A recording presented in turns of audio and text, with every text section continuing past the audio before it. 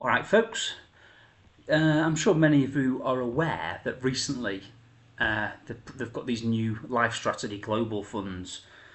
Basically, they're similar to the LifeStrategy fund that we've had for years, but they don't have the UK bias. Um, and now, like these funds here, I have an interest in them because I've got an older relative who's retired, and I'm kind of guiding them through taking an income from a lump sum. It's a video. I did a video where I talked about it probably a year ago. Can't remember exactly. So I put them in the Life Strategy 80 and then have a load of cash on the side as well for bad times. But when I was looking for a fund, I didn't want the UK bias that Life Strategy had. So this would have been perfect, but it's too late now. I've got them fully invested in the one with the UK bias. So what I was doing was I was looking into this one so that maybe when they sell stuff in the general investment account and buy it in their ISA, maybe I'll put all of the new buys into the global one instead, so that very gradually the UK bias will reduce. I wouldn't want to complicate their lives by having a big change now and putting everything in this all in one go. And to be fair, I think it's been lucky the past year or so. I think we've had good timing on that because I think UK's outperformed like America and stuff. So I think it's been lucky so far. So it would be nice to just gradually move away from the UK bias. But I thought I'd just have a look into them now that we've got some information about what they're holding. I mean, it was a bit weird that they even bothered with the 100 because I would have thought without the UK bias, wouldn't you just buy a global tracker? Because this is all equities. There's no bonds in this one, so there's no benefit from. And obviously you might choose Life Strategy 100 without the global if you actually wanted a bit of a UK bias. And to be fair, it's a bit more than a bit. It's 25%, which is quite high holding in UK, which is actually the news of this the news of these new funds was actually accompanied by a notice saying that they were going to reduce the UK bias in the other ones. So it's going to go from 25% to 20%. So that's going to get a bit better anyway. Well, better in quote. You never know whether it will end up being better, do you? But yeah, so I don't really see the point in the 100 because it should just be a global tracker, shouldn't it? But yeah, we'll soon see. This is what I've been doing with a spreadsheet today, messing around with it. So as you can see, it isn't just a simple global tracker that they've put in here, which would be the obvious thing to me. I guess they can't really do that just for the sake of like the costs and stuff, because if they put their own global tracker in, I mean the global all cap one, the charges of that are higher than the global 100 equity fund, so that wouldn't work for the charging structure because this has an OCF of 0.2%. And they don't double charge, by the way. So I'm only guessing, but I'm guessing Vanguard's revenue for this fund will be allocated is just the difference between this charge and the underlying weighted average charges of these funds. So if they just put that in there, then obviously they'll be making profits on this fund, but this fund would be losing 0.03%, wouldn't it? Vanguard would be losing on it.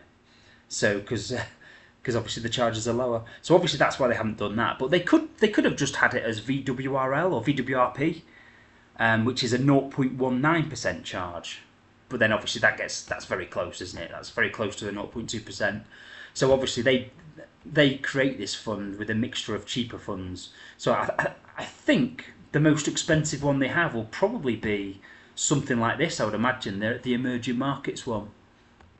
But it's only a small percentage of the overall funds. So if this is a higher charge, 0.23%, not a big deal because it's only 9.4% of the fund. And then if we look at a 33% holding, this is obviously why they do this, because this one here is going to have a really low fee, no doubt. I bet it's 0.07%, something like that. Oh, 0.1, so higher than I thought. Oh, that's because it's not just the S&P 500. It's all of the smaller companies as well in the US. That's why. That's why it's higher. Because normally it's 0.07 for the Vanguard US funds.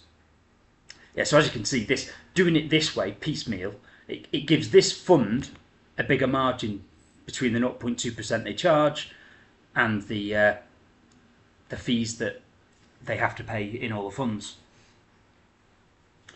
But yeah, but obviously by doing it this way, they've got developed world excluding the UK, and then obviously to kind of slot in with that, they have a separate holding for the UK. So those two, that makes perfect sense. And then they have a US holding on its own, 33%, and then a European holding on its own, and obviously a UK, like I said, and then a Japan and Pacific, and an emerging markets holding on its own. But my question was, what's missing there? Are certain things getting missed out? You'll notice there's a North America one, so that makes you think of Canada, doesn't it? And this was my thought process going into it when I saw that North America one. It made me think of Canada, and I'm like, oh, hang on a sec. If a massive portion of it's that, and only a small amount's that, is Canada going to be underweight, maybe? And we'll soon see. But anyway, that's what I've done. I've, as you can see here, I've gone through all of those different funds that are inside it, and I've calculated an estimate for the LifeStrategy Global 100 here, and that is the pretty much the. Obviously none of them are exact. Taiwan's a bit underweight as well, as we can see here, but the biggest underweight is Canada. So to be fair, it's only 3% of the global all cap fund. 3% there, 1.5% there, but that's the biggest difference I can see, and that is just a result of them doing it piecemeal like this. To me, it would have made more sense to just maybe have a 40% holding in just the North American one, because I think it's only a very small percentage that's Canada, but I'm guessing the charges are higher, and that's probably why they decided to overweight the other one instead. Let's have a look at the charges. That's lower charges, so that's a bit confusing, to be honest. They're lower. That charge is lower for the North American one, and it would have probably got the Canadian weight closer to the overall market. So it's only 4.5%. So yeah, I don't understand why they've got that separate from that, to be honest. I think a lot of this is to do with, we can't have it too simple, can we? They're probably scared of having too few funds. How many is this anyway? 1, 2, 3, 4, 5, 6, 7, 8. It seems like complication for the sake of it, because if we look at the LifeStrategy 80, they don't have the North America thing at all. They've got the same number of funds, 8. Yeah, 8. And then obviously, because this one has 20% bonds, they've just got a global bond fund in there as well for 20% of it, which seems to have grown a little bit, slightly over 20%. To me, the fact that this fund doesn't have that North American one in, it feels like they just put it in there for the sake of getting to 8. Maybe someone told them they had to have a minimum of 8 funds within the fund. I don't know, it seems weird. But yeah, the biggest, so that is the biggest inconsistency with both the funds. I've got both of the both estimates there. We can see, but nothing's exact. Taiwan's a bit lower as well. France is a bit higher. You can see the numbers for yourself. Let's look for any. I see India's quite a lot lower as well. I'm guessing, most of the emerging markets. Australia's lower. That's not an emerging market, obviously. Yeah, so I'm going to guess that all of the... Well, we can see up here, can't we? I've actually done the same for the regions as well. So we can see there, emerging markets is like a 1 percentage point lower in both of these funds. So yeah, we're going to find all of the emerging markets underlying are going to be underweight slightly, aren't they? These are all small numbers though, aren't they? So it's probably not going to veer too far away from a global equities tracker. But I don't see the point. If LifeStrategy 100 to me is a no-go. There's no point in going for it because you can get lower fees with other Vanguard products or with non-Vanguard products which are 0.12% ACWI like I own.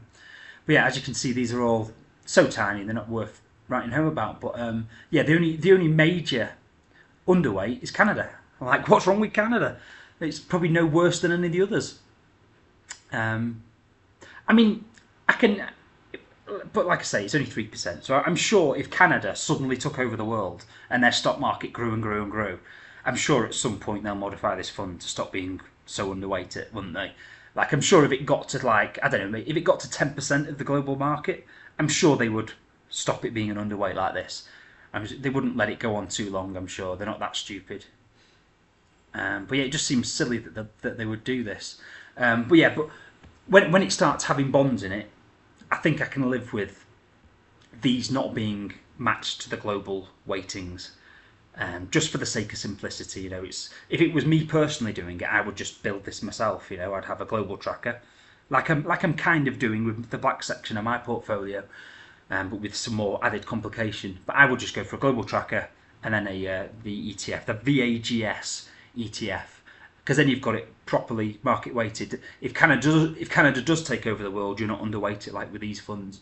But because it's my relative, because it's not me and it's someone who doesn't really understand this stuff, and I do it with them every time, every 3 months, I'll sit with them metaphorically, online, and kind of sell some of it, or if the markets are down, I'll send them some cash from one account to another. But for the sake of simplicity, I think I'm happy with these numbers here. And I wish they existed a year ago, but yeah, that's life. You can't get everything, can you?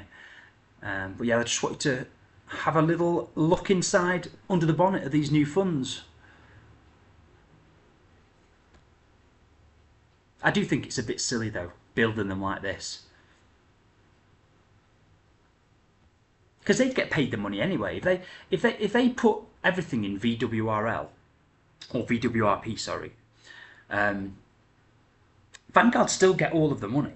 It's not like just because this fund would only make 0.01%, it's not like Vanguard doesn't make the full amount, because Vanguard still gets paid the 0.19% in VWRP. So it just seems silly that they've done it like this to me. And I think it's just them trying to justify their existence. I think the right thing to do would have been, right, well, we're going to make these global ones, but the 100, there's no point in having 100, so we just won't have 100. And just point people, if you want a LifeStrategy 100, buy this, or the VWRL/VWRP ETF. That would have been the sensible thing to do. And then 80, do it like I said, just have VWRL and VAGS. Do it simply. There's no harm in having a fund of funds with 2 funds in it. That would have suited me perfectly. If I'd saw that, I'd have been like, no, that's definitely what I want. There's no question. Oh, and incidentally, another reason why this is suitable rather than having them individually is because my relative has most of it outside of tax wrappers. So by having it in a fund that is one fund rather than 2, there's less tax to pay on the bond portion of the distributions, because these distributions all get grouped together.